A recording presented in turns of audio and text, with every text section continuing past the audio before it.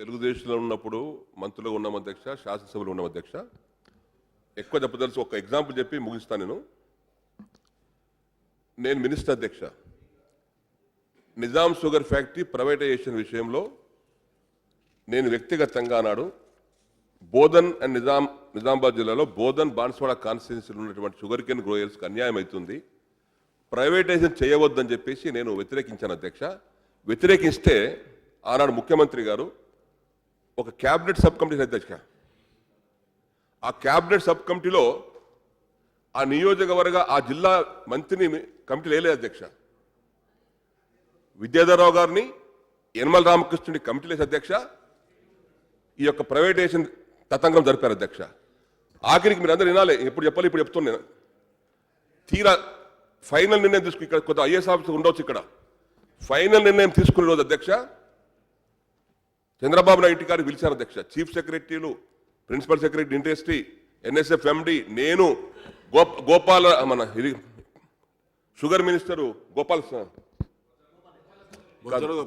మన విజయనగరం పెద్ద ఆయన అందరం ఉన్నాం అధ్యక్ష. అప్పటికి నిర్ణయం తీసుకుంటుంటే కూడా సార్ చివరి క్షణం ఆలోచించండి సార్, ఇది చాలా బాధాకరం, ఇది మదర్ యూనిట్ సార్, దీనివల్ల 10 యూనిట్ తయారైనాయి, ఆ నష్టాన్ని దీనికి భర్తీ చేయకండి, దయచేసి నేను చేతులు దండం పెడుతున్నా సార్, నిర్ణయం తీసుకోవద్దు సార్ అంటే ఎప్పుడు చెప్పుకోలేదు. నేను ఇప్పుడు చెప్తాను, అవసరం వచ్చింది. సోహం కూర్చుంటే అధ్యక్ష, నా పక్కన షుగర్ మినిస్టర్ ఉన్నాడు, లేచి చంద్రబాబు నాయుడు నా తొడ మీద కొట్టింది అధ్యక్ష.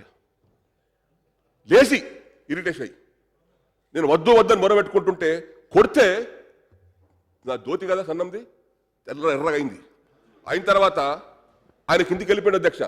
ఆయన కిందికి వెళ్ళిపోయాడు, నేను లేవలే. మళ్ళీ గన్మెన్ దోలేసి నన్ను పిలిపించాడు.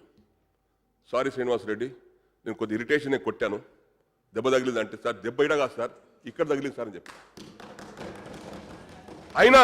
అయినా మేము వ్యతిరేకించిన ఏది చేసినా ముఖ్యమంత్రి గారు కాబట్టి ఆయన చేయాల్సిన పని చేసేసాడు అధ్యక్ష. ఎగ్జాంపుల్ చెప్తున్నా, ఇది ఎప్పుడు చెప్పలేదు. నేను కావాలంటే ఆయనకు అడగండి. నన్ను మళ్ళీ కిందికి పిలిపించాడు కార్ దగ్గరికి, కూర్చో శ్రీనివాసరెడ్డి సెక్రటరీ పోదామంటే నేను రాను సార్ అని చెప్పిన, దండం పెట్టిన. సారీ నీకు దెబ్బ తగిలింది అంటే, దెబ్బ ఇక్కడ కాదు సార్ ఇక్కడ తగిలింది చెప్పిన. దయచేసి ఆనాడు ముఖ్యమంత్రుల యొక్క పనితీరు బట్టి ఆధారపడుతుంది అధ్యక్ష. ప్రభుత్వ పరిస్థితి ముఖ్యమంత్రి గారి యొక్క పనితీరుని బట్టి ఉంటుంది.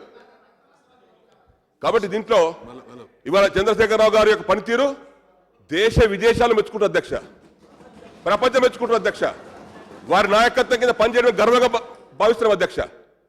ఆనాడు పరిస్థితులు వేరు, ఆనాడు పనితీరు వేరు, ఆనాడు ప్రభుత్వాలు వేరు. మేమందరం మంత్రులు ఉన్నామంటే ఈ ఎగ్జాంపుల్ రాలేదు అధ్యక్ష. నేను వద్దని మొరబెట్టుకున్నా, ఇంటి దగ్గర దండం పెట్టినా లాస్ట్ 10 నిమిషంలో, అయినా మానుకోలేదు అధ్యక్ష.